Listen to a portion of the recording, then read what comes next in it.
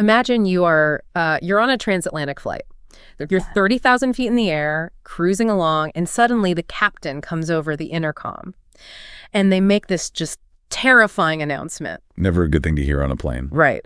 They tell you that the engines are failing, the wings are falling apart, and the original blueprints for the airplane were just entirely wrong. Wow. But, and they add this cheerfully for some reason, there's a pile of raw materials in the cargo hold.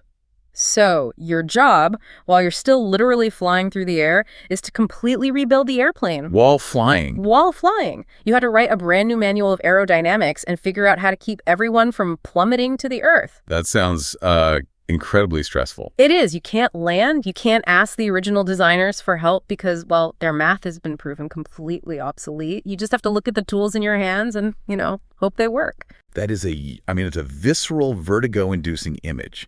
Because if those tools you're holding are flawed or, I don't know, if the passengers can't even agree on how to rebuild the wings, the whole structure just comes down. Exactly. And that profound sense of vertigo is the exact tension at the heart of the modern world. Are the grand ideals of the Enlightenment the things we rely on to keep the plane in the air, like reason, science, human rights? Are they a completed triumph? Or are they a total catastrophic failure that's just, accelerating our descent? Right. Or are they maybe an unfinished project? That really is the defining intellectual preoccupation of our age. Which is why we're exploring it in this deep dive. We are plunging into Jürgen Habermas's monumental and frankly fiercely debated work, The Philosophical Discourse of Modernity. A huge undertaking. It is, but I want to be clear right up front for you listening to this. We aren't doing this just to dust off some abstract academic philosophy. We're doing this because this debate is about understanding how you, yes, you listening right now, make sense of truth, of power, and of communication in a world that often feels like it's just tearing itself apart. Yeah, it's about the very water we swim in. And to do this justice, we aren't just looking at Habermas's text in isolation. We're looking at a huge stack of rigorous critical reviews. Which we definitely need. We do. We have deep analyses from scholars like Seila Ben-Habib, Fred Dallmayr, John Rochman, Christopher Norris, and Stephen White. And our goal is to synthesize these incredibly dense texts. We need to explain not just what Habermas is arguing, but the mechanics of why he argues it. And why his fiercest critics think his blueprints for rebuilding that airplane are fundamentally flawed. Exactly.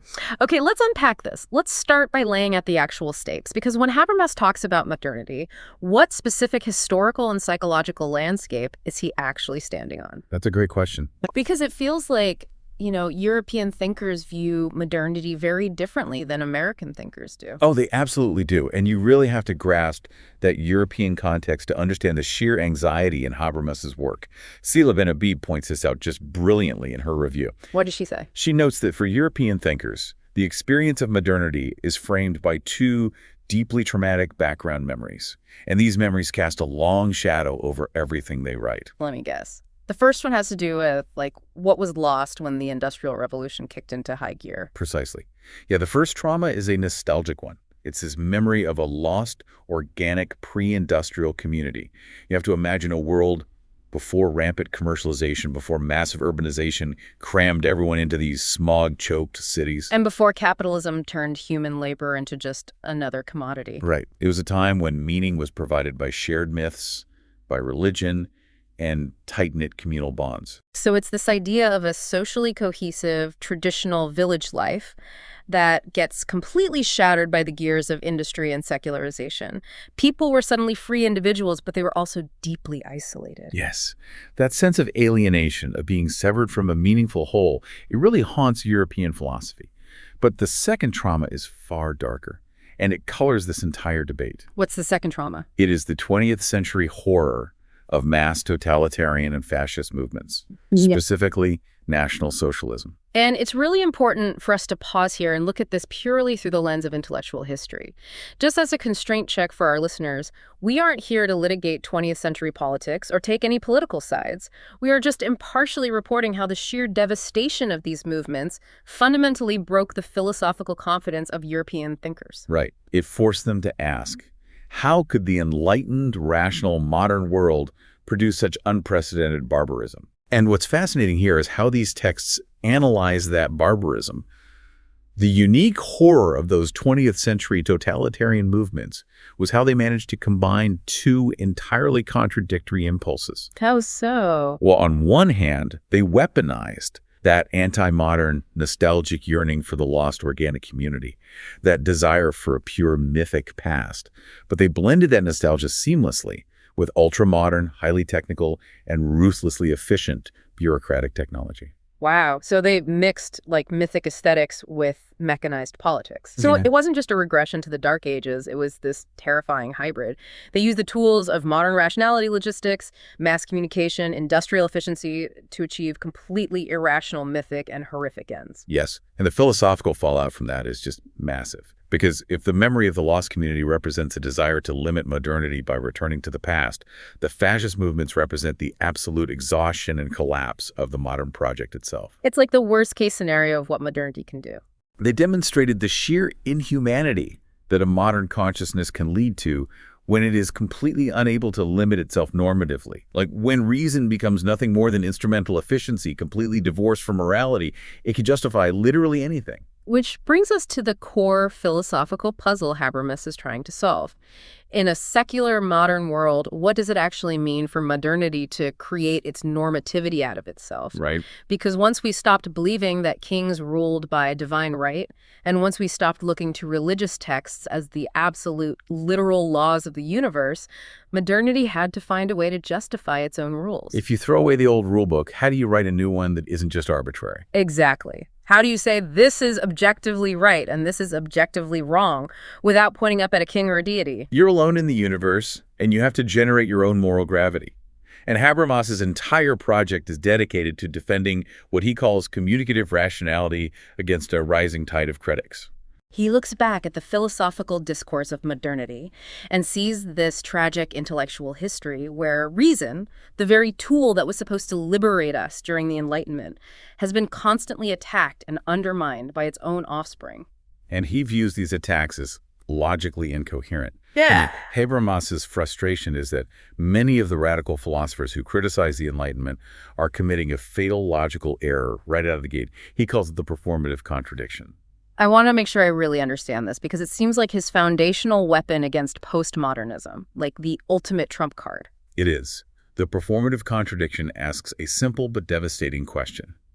How can you use reason, logical argumentation, and rigorous conceptual analysis to write entire books arguing that reason, logical argumentation, and rigorous analysis are completely invalid and just masks for raw power? Ah, I see. It's like trying to use a hammer to logically prove to someone that hammers do not exist. You are relying on the exact tool you're trying to destroy just to construct your argument? That's a perfect way to put it. If you stand at a podium and claim that all truth is just an illusion, or that all arguments are merely functions of political power, then your own claim must also be an illusion or a function of political power. You pull the rug out from under your own feet. Exactly. You do. Because if everything is just a power play, why should I listen to your lecture? You aren't offering me truth. You're just trying to exert power over me. Precisely. Habermas argues that to even enter into a philosophical debate, to even bother writing a critique and publishing it for others to read, you are already implicitly accepting the rules of rationality and communication. You're assuming your reader can understand your logic. Yes. You're assuming they can evaluate your claims and be persuaded by a better argument. You are performing the very rationality you are trying to contradict. Okay, so Habermas is holding the line, saying we can't abandon reason because even the critics secretly rely on it. But to understand how we got to this point of radical, paralyzing doubt in the first place, we have to rewind a bit. Habermas traces this whole crisis back to the guy who first realized modernity was a problem, Hegel.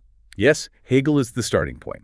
Habermas credits Hegel as being the first philosopher who recognized that the modern world was fundamentally fractured. Before Hegel, we had Kant. Right.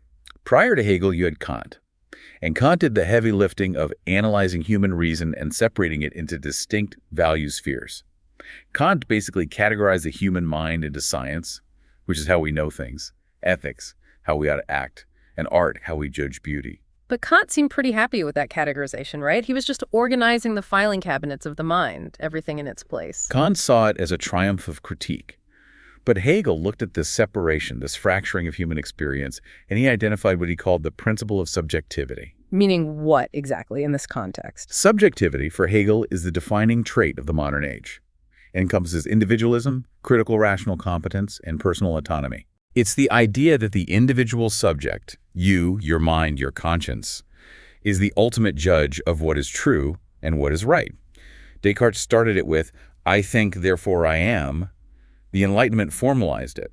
We became subjects looking out at an objective world. Which sounds great. I mean, I want to be an autonomous individual. I want to be the author of my own life. It is a massive emancipatory leap. But Hegel recognized that this new subjectivity had a profound, agonizing cost. And this is where we get to the concept of Entzweiung, right? Sundering or deremption, like the dark side of modern freedom. Exactly. When you elevate the individual subject above all else, you sever the organic ties that used to hold society together. You get Entzweiung. The individual is sundered from the community. And morality, which becomes a private matter of individual conscience, is sundered from politics and public life. Yes. The subjective interest of the individual is constantly at war with the common good. So we gain the world of personal freedom. We can choose our jobs, our religions, our lifestyles, but we lose the cohesive ethical totality. We lose what Hegel called Sittlichkeit, that deeply embedded shared ethical life of the community. We're free, but we are isolated, alienated, and adrift. And Hegel desperately wanted to heal this division, didn't he? He wanted to reconcile the incredible emancipatory power of modern subjectivity with a unified, cohesive, ethical life. Right. He didn't want to go backwards to the Middle Ages, but he wanted to cure the alienation of the present. So how does he try to do it? What is the mechanism he uses to try and sew society back together? Well, Hegel's solution involves incredibly complex concepts, the absolute spirit and the state as objective spirit. Essentially, he argues that the fractures of society are just temporary stages in the grand historical unfolding of reason itself. History is a process of the absolute spirit coming to know itself. Let me just stop you right there, because absolute spirit sounds a bit mystical. How does this actually play out in the real world for a normal citizen? In practical political terms, it plays out through the state. Hegel argues that the state is not just a pragmatic arrangement to keep the roads paved and prevent murder. The state is the actual embodiment of objective spirit. It is the highest realization of ethical life. Wait, if Hegel's solution is that the state is the ultimate divine moral authority, doesn't that immediately subordinate the individual? Yes, it does. Isn't he just swallowing up all that hard-won modern freedom and handing it over to an all-powerful government? That is exactly Habermas's critique, and Fred Dallmayr points this out sharply in his analysis of the text. Habermas argues that Hegel commits a massive philosophical sleight of hand. How so? Hegel promises to reconcile the isolated individual with the community, but he does it by forcing a hierarchy. He subordinates the subjective freedom of actual living, breathing individuals to the higher subjectivity of the state. Precisely. Hegel tries to overcome subject-centered reason, but he remains trapped entirely inside it. Instead of a society of individuals reaching mutual understanding, he just scales up the concept of a subject until it becomes a macro-subject, the state, or the absolute spirit. Oh, wow. Yeah. Habermas describes this as a consuming activity of self-discovery, where the totality swallows the parts. It's a feigned reconciliation. It's like telling that teenager who moved out and got lonely that the solution to their alienation is to join a highly rigid, authoritarian cult. Sure, you feel connected again, but only because you've surrendered your autonomy to a massive totalizing system. That is a very apt, if somewhat troubling, analogy. And because Hegel's solution ultimately failed to balance freedom with community, his philosophical heirs fractured into opposing camps. The left and right Hegelians, right? Exactly. You had the left Hegelians like Karl Marx, who rejected the state and focused on material action, labor, and revolutionary praxis to heal alienation. And you had the right Hegelians, who doubled down on objective structures, institutions, and the authority of the state. But both sides are still essentially playing the same game. They're still trying to use reason to fix the problems created by reason. They're still tinkering with the airplane's blueprints. Yes. They are engaged in what Habermas calls the dialectic of enlightenment. But this unresolved family feud eventually sets the stage for a radical disruptor. Someone who comes along and says the whole thing is broken. Exactly. Someone who looks at the left Hegelians, looks at the right Hegelians, looks at the entire Enlightenment project from Descartes onward, and says, this entire foundation is rotten, and I am going to detonate it. Enter Friedrich Nietzsche. Nietzsche is what Habermas calls the turntable of the philosophical discourse of modernity. He is the great pivot point. Because until Nietzsche, the critics of the Enlightenment were still trying to reform it from the inside, right? Nietzsche steps off the scaffolding altogether. He abandons the dialectic of Enlightenment. He doesn't want to fix the airplane. He wants to rip off the wings mid-flight because he believes flying was a lie to begin with. He wants to explode the very husk of reason.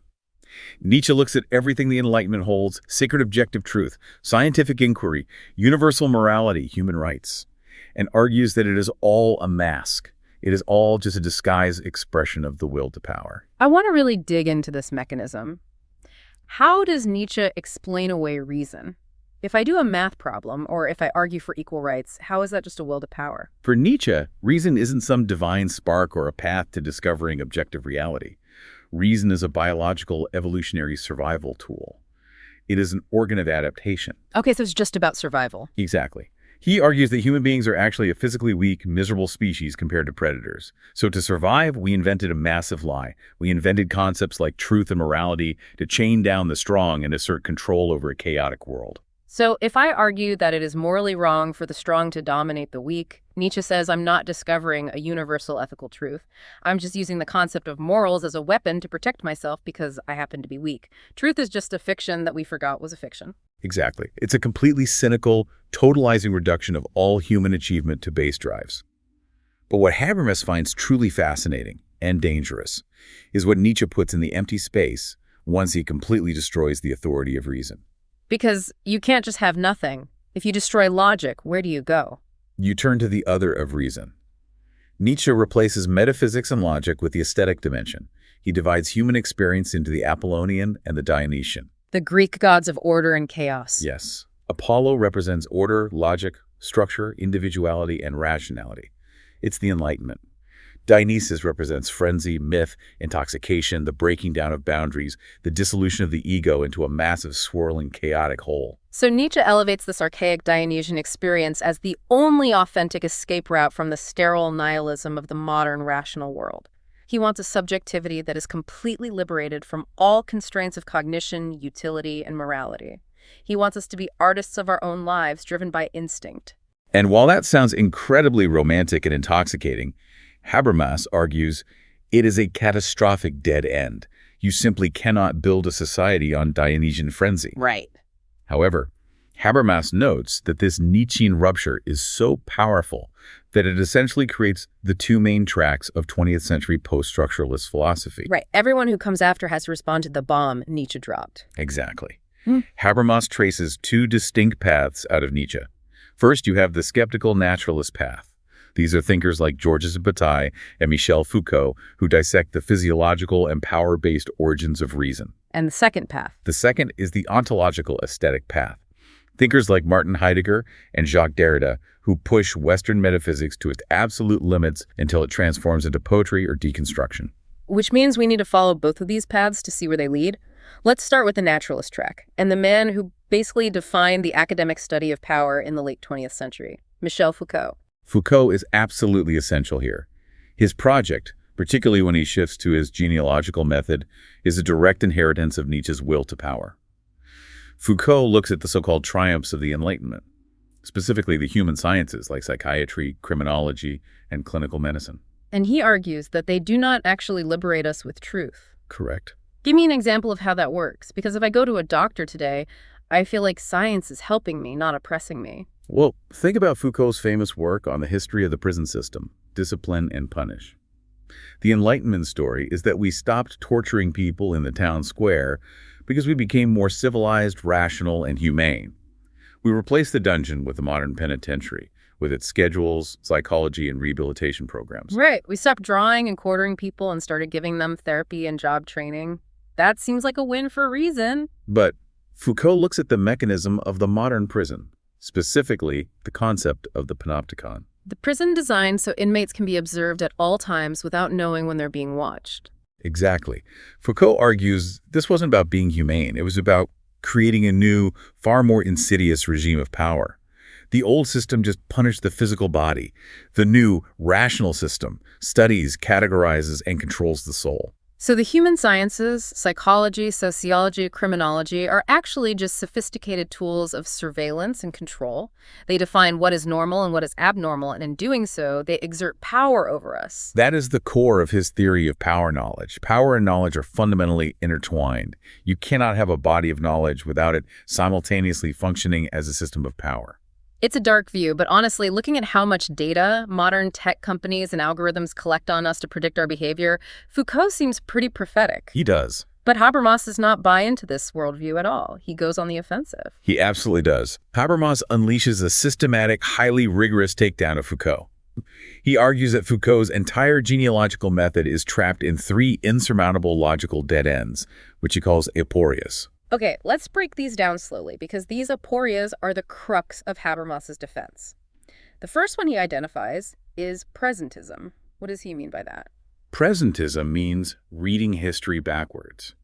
Habermas argues that Foucault's genealogy instrumentalizes the past.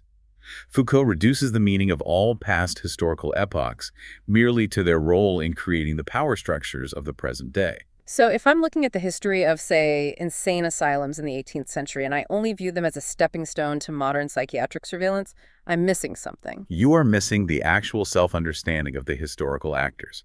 You are stripping away the complex, lived reality of the doctors, patients, and reformers of that era, and you are treating them merely as puppets in a grand narrative about modern power. Which is pretty unfair to them. It is. Yeah. Habermas argues this destroys the objective integrity of historical research. You aren't discovering history, you're just projecting your modern anxieties backward. I can see how historians would hate that. But the second aporia Habermas points out seems even more damaging philosophically. He accuses Foucault of relativism. And this goes right back to the performative contradiction we discussed earlier. Think about it. If Foucault writes a massive, heavily researched book claiming that all truth claims are just the functional effects of power complexes, then what is his book? His book is just another power complex. Exactly.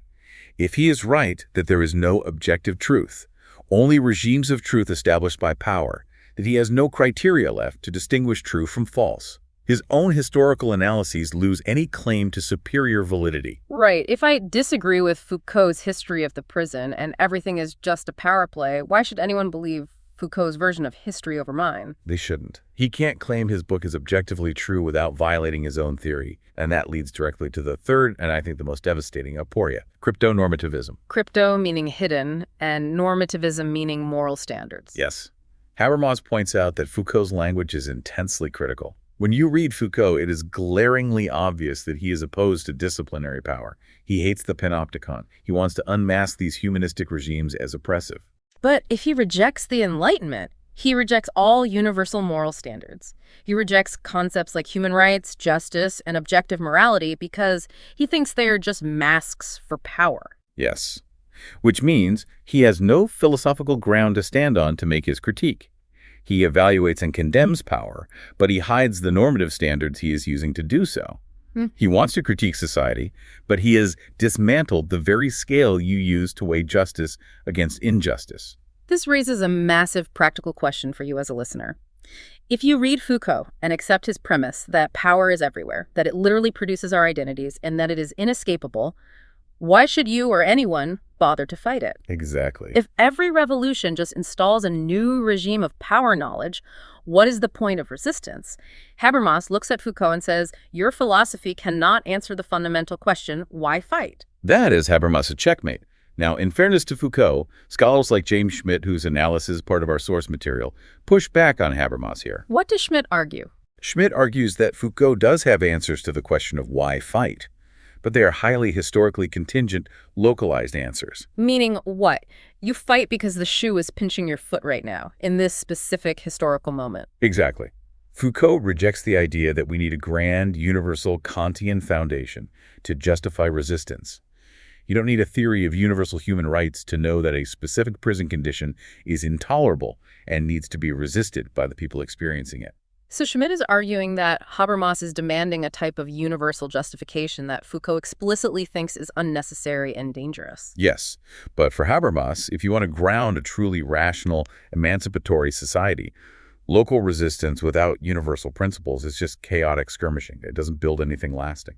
So that is the naturalist, power-obsessed track out of Nietzsche. Let's cross over to the other track, the aesthetic, language-obsessed path. And the titan of this path is Jacques Derrida and the concept of deconstruction. Derrida's project is famously difficult to summarize, but his primary target is what he calls logocentrism and phonocentrism in the entire history of Western philosophy. Okay, we definitely need to translate those terms. Yeah. Logocentrism sounds like being centered on logic. Is the historical tendency of philosophy to believe that there is a pure, unmediated truth, a logos that can be grasped directly by the mind. And phonocentrism is the related tendency to privilege speech over writing and presence over absence. Why does philosophy privilege speech over writing? Because when I am speaking to you right now, I am present. You assume my words are a direct, transparent reflection of my thoughts. If you don't understand me, you can stop me and ask. But writing is orphaned. It's just left there on the page. Once a text is written down, the author is absent. The text can be misinterpreted, taken out of context, manipulated. Philosophy has always been terrified of writing, preferring the illusion of pure, logical presence. But Derrida says that's a delusion. Completely. Derrida introduces the concept of difference, spelled with an A in French. It is a play on words meaning both to differ and to defer. He argues that meaning is never fully present in a word or a thought. The meaning of a word relies on how it differs from other words. Think about how you look up a word in a dictionary. You look up dog, and the definition gives you a bunch of other words. Canine, animal, pet. So you look up those words and they give you more words. You never arrive at the pure, unmediated essence of dog. Never. The final absolute meaning is always deferred, endlessly pushed down a chain of signs. That is exactly it. Derrida essentially argues that philosophy has always tried to pretend it isn't writing.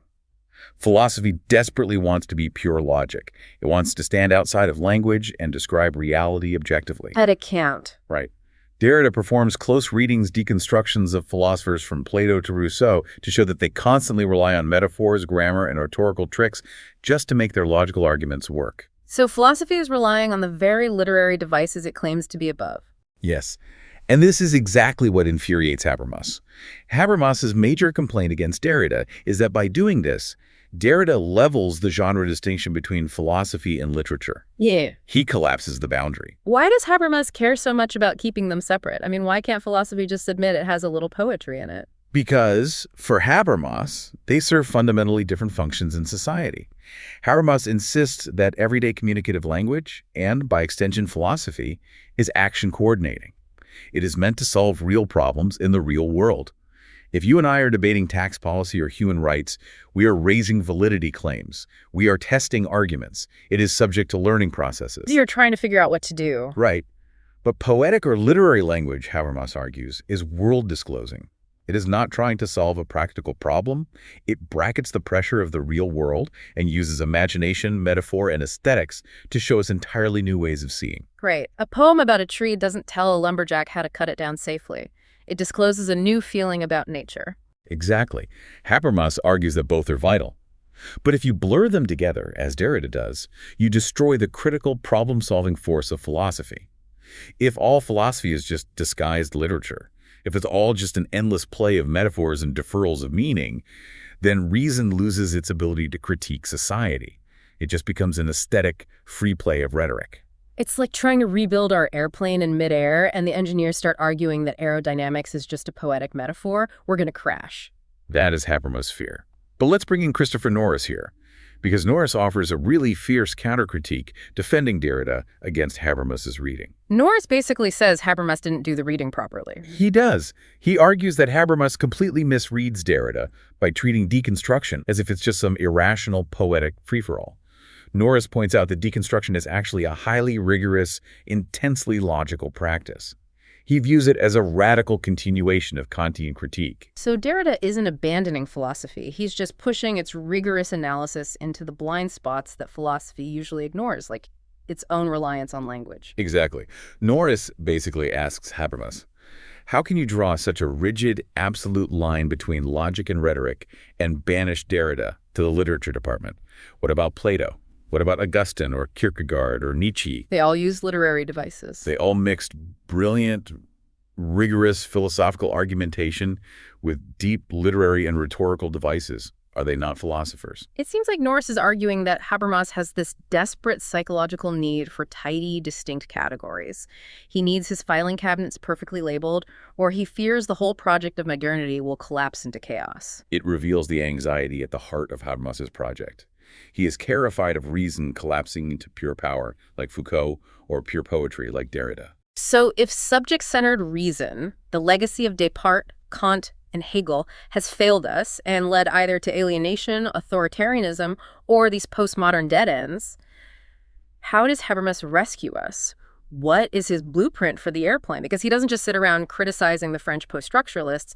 He builds a massive systemic alternative. And this brings us to the core of Habermas's constructive work.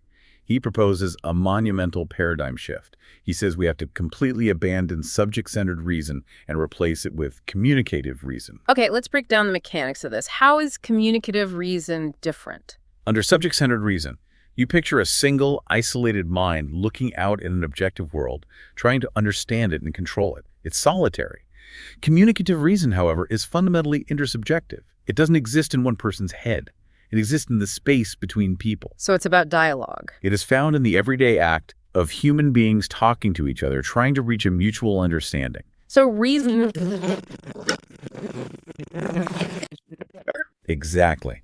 Habermas argues that every single time you speak to someone with the genuine goal of being understood, you are implicitly aiming at an uncoerced consensus. And to do that, you are raising what he calls validity claims. What are those? He breaks them into three types. When you make a statement, you are implicitly claiming that what you say is true, that it matches objective reality, that it is right, that it aligns with our shared normative social rules, and that it is truthful, that you are being sincere, not lying. So if I say, it is raining outside and you should grab an umbrella because I care about you not getting wet, I am making a claim about objective truth, the normative rightness, it's good to help people, and subjective truthfulness, I genuinely care. Yes. And if you challenge any of those, like if you look out the window and it's sunny, we have to debate it until we reach an agreement. Yes. And that debate, driven by the unforced force of the better argument, is where rationality lives. Now, to explain how this actually functions on a societal level, Habermas introduces a massive, crucial distinction between what he calls the life world and the system. This is a huge concept in sociology. Let's start with the life world. What is the life world? The life world is the shared, pre-reflective horizon of background assumptions we all hold. It's the common sense, the implicit cultural knowledge, the unwritten social rules that we rely on every single day without having to consciously think about them. It's the cultural water we swim in. If I walk into a coffee shop, I don't have to negotiate from first principles how a transaction works. I understand the roles, the language, the social cues. The life world handles all of that in the background. Exactly. Yeah. It operates behind our backs to make social life possible. When we engage in communicative reason, we're constantly drawing from the resources of this life world to understand each other. Now, in pre-modern societies, this life world was deeply entangled with myth, religion, and unquestioned tradition. You believed things because the ancestors or the gods said so. Right, but the defining feature of modernity is the rationalization of the life world. We start questioning those traditions. We pull those background assumptions into the light and debate them. We replace a normatively ascribed consensus-obeying authority blindly with a communicatively achieved agreement, believing something only because we debated it freely and agreed it makes sense. That sounds incredibly optimistic and emancipatory. So where does it all go wrong? Why are we experiencing vertigo on the airplane? Because of the second half of his theory, the system. As society modernizes and gets vastly more complex, we can't negotiate every single interaction through deep, meaningful conversation. Would take too much time. So society develops complex, abstract systems to handle massive amounts of coordination efficiently. Specifically, we develop the economic system, capitalist markets, and the administrative system, the bureaucratic state. And these systems don't run on conversation. No, they don't. They operate through what Habermas calls steering media. I need to understand that mechanism. What is a steering medium? A steering medium is a mechanism that coordinates human behavior automatically, bypassing the need for language or mutual understanding. The two primary steering media are money for the economy and power for the state bureaucracy. So if I go to the supermarket to buy bread, I don't need to sit down with the baker and reach a deep communicative consensus about the value of his labor and my hunger. I just hand him $5. The medium of money coordinates our action instantly, regardless of what we think of each other. Exactly. It is highly efficient. And Habermas isn't entirely against systems. A modern society needs them to function. The tragedy of modernity for Habermas isn't that we develop these systems. The tragedy is that these systems, money and bureaucratic power, have grown so massive, so aggressive, that they are breaking out of their proper domains and colonizing the life world. Colonizing the life world, meaning they are invading areas of human life that should be governed by mutual understanding and conversation and turning them into matters of pure economic transaction or bureaucratic control. Yes. Think about the healthcare system. The relationship between a doctor and a patient should fundamentally belong to the life world. It should be based on mutual understanding, care, and communicative rationality about the patient's well-being. But instead, the modern hospital is heavily colonized by the system.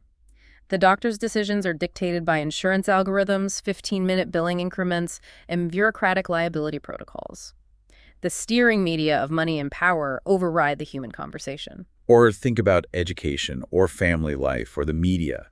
When test scores and funding metrics replace genuine pedagogy, or when clicks and ad revenue replace journalistic truth-seeking, you are witnessing the colonization of the life world. Habermas argues that this colonization is what causes the alienation, the loss of meaning, and the social pathologies of the modern world. So his ultimate cure for the modern crisis is to strengthen communicative reason. We have to use democratic institutions and public discourse to push back against the systems of money and power and defend the life world. It is a brilliant, sweeping architectural blueprint for society. But as we've seen throughout this deep dive, the critical backlash to Habermas is intense. He puts this massive theory out there, and the critics immediately start pointing out the structural flaws in his new airplane. Let's run through these critiques, because they expose some really profound potential blind spots in his grand theory. Let's start with Fred Dallmayr. Dallmayr looks at Habermas's concept of communicative reason and argues it is a truncated version of reason. Truncated how? Dallmayr believes Habermas is too heavily indebted to sterile neo-Kantian formulas. Despite claiming to move beyond the subject-object framework of the Enlightenment, Dallmayr thinks Habermas's rigid focus on validity claims and procedural rules keeps him trapped in it. It's too formal, too detached from the messy, lived substance of reality. It's like he designed a perfect social theory for robots, but humans are too chaotic to fit the equations. Which aligns perfectly with John Rachman's critique. Rachman diagnoses Habermas with what he calls a phobia of irrationality. We talked about how the trauma of fascism shaped these thinkers. Rachman is basically saying that Habermas is so traumatized by the historical irrationality of the Nazis that he panics at the sight of any philosophical exploration of the irrational. Exactly. Rachman argues that Habermas wrongly conflates the political irrationalism of fascism with the philosophical explorations of thinkers like Foucault or Derrida. Habermas thinks that if you start questioning the absolute foundations of reason, you are opening the door to totalitarianism. That's a huge leap. Right. Rachman says to Habermas, just because someone analyzes the chaotic, power-driven, or aesthetic aspects of human nature doesn't mean they are ushering in the Third Reich. You need to calm down and realize that exploring the margins of reason is not the same as destroying democracy. And Stephen White hits on a very similar note regarding language. White points out that Habermas's strict subordination of world-disclosing poetic language to action-coordinating everyday language is, in White's words, rather unpersuasive. White argues it seems entirely arbitrary to force poetry, art, and aesthetic insight into a secondary subordinate role just to keep the philosophical system tidy. Why must art only be a side dish to the main course of rational debate? Doesn't art often fundamentally change the very rules of the debate by disclosing new ways of feeling? It feels like Habermas is trying to tame anything that is unpredictable. But if we connect all of this to the biggest picture, the most profound and devastating critique, I think, comes from Selah Ben-Habib. Her essay is incredible. Yeah. We need to take a really deep dive into her assessment regarding the concrete other. Ben-Habib's critique targets the very beating heart of Habermas's discourse ethics. Remember, Habermas designs his communicative rationality to be highly formal and procedural.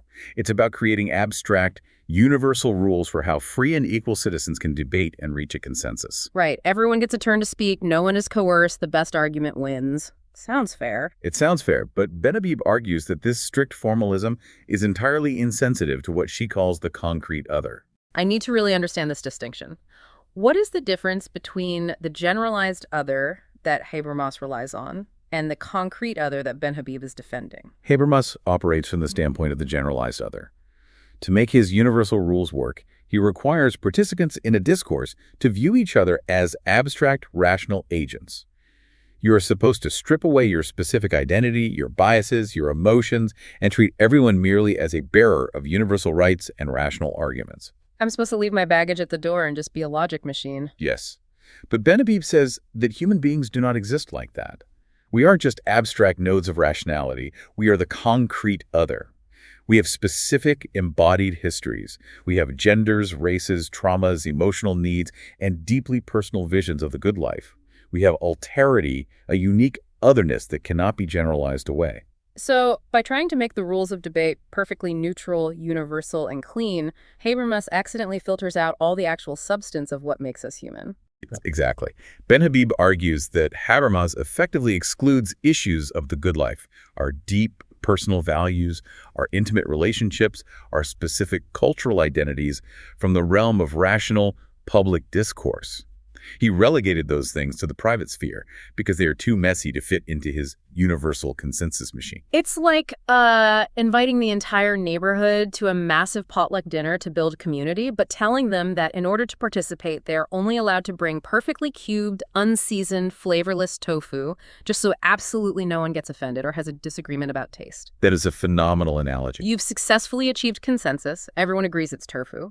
But you've completely lost the actual flavor of life. You've excluded the spicy curries, the complex stews, the family recipes that actually make the community rich and diverse. And Ben Habib's critical question is, if a rational consensus cannot accommodate the messy, emotional, specific reality of the concrete other, is it really emancipatory?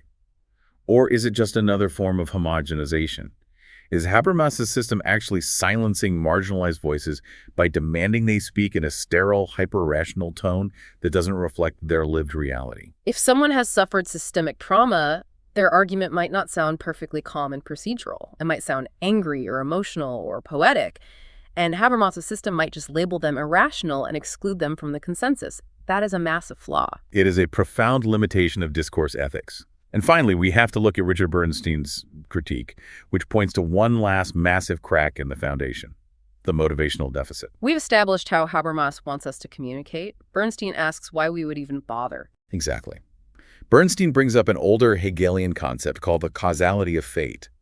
In early Hegel, the causality of fate was the idea that humans are driven to reconcile with one another because we realize on a deep, almost pre-rational level that harming others ultimately harms ourselves. We are bound by deep ties of recognition, empathy, and love.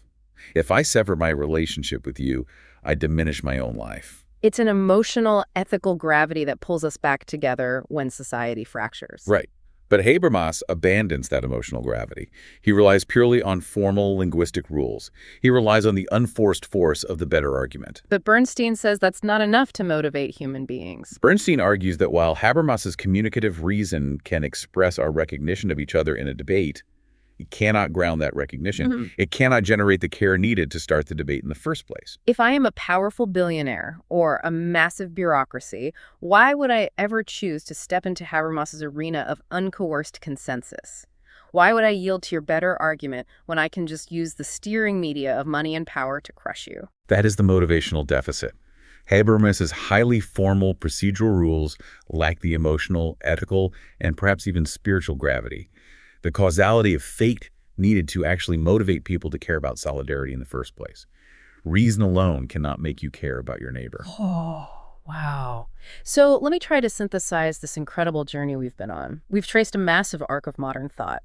We started with Hegel trying to heal the wounds and alienation of modernity through the totalizing power of the state.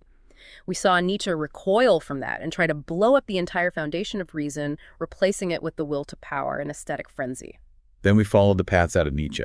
We saw Foucault deconstruct the Enlightenment by showing how its knowledge creates inescapable webs of disciplinary power. We saw Derrida dissolve the certainty of philosophy into an endless deferred play of linguistic science. And then we watched Habermas attempt to rescue the whole project, building a massive fortress of communicative reason to protect our life worlds from the invading systems of money and power. only to have brilliant critics point out that his fortress might be too rigid, too sterile, and too blind to the messy, emotional reality of concrete human beings to actually save us. It is a dizzying intellectual landscape. Yeah. But it means that Habermas's project matters immensely, even with all of its flaws. It matters because it is a stubborn, heroic refusal to surrender the emancipatory promise of the Enlightenment. Habermas refuses to hand the world over to raw, cynical power dynamics or intellectual despair. He gives us a genuine framework to critique the systems that are colonizing our lives and to demand spaces for genuine mutual understanding. But we cannot ignore the limitations. We have to reckon with Ben Habib's warning that we might be excluding the concrete other. We have to grapple with Bernstein's question of how to motivate people to actually care. The unresolved tension between a beautifully abstract system of communication and the lived, breathing, often irrational reality of human experience remains. Which is exactly why Habermas calls the philosophical discourse of modernity an unfinished project. It is not a closed book. It is a continuously evolving, highly productive, and absolutely vital debate about how we validate our realities, how we live together, and how we justify the rules we live by. And that brings us back to you, the listener, sitting on that airplane we talked about at the beginning. We are still mid-flight. The engines are still sputtering. We accept that the old authorities, the old blueprints, are gone. But we also see that hyper-individualism leaves us lonely, and that abandoning reason for absolute cynical power dynamics guarantees a crash. Which leaves us with a final, vital question to mull over as we keep flying. If we reject both the rigidity of authoritarianism and the despair of absolute relativism, what kind of rationality do we actually need for modern societies? Could there be a form of reason that embraces the messy, poetic, and unpredictable nature of the concrete other? A reason that isn't afraid of emotion, trauma, or difference, without losing the rigorous ability to firmly tell truth from fiction and justice from oppression? Can we build a reason that has a heart? That is the real work of the unfinished project. Thank you for joining us on this incredibly deep dive. Remember, the most important part of this conversation isn't what we just said. It happens in your own mind as you apply these frameworks to the systems, the language, and the power dynamics in the world around you. Keep questioning the blueprints, keep looking at the tools in your hands, and we'll catch you next time.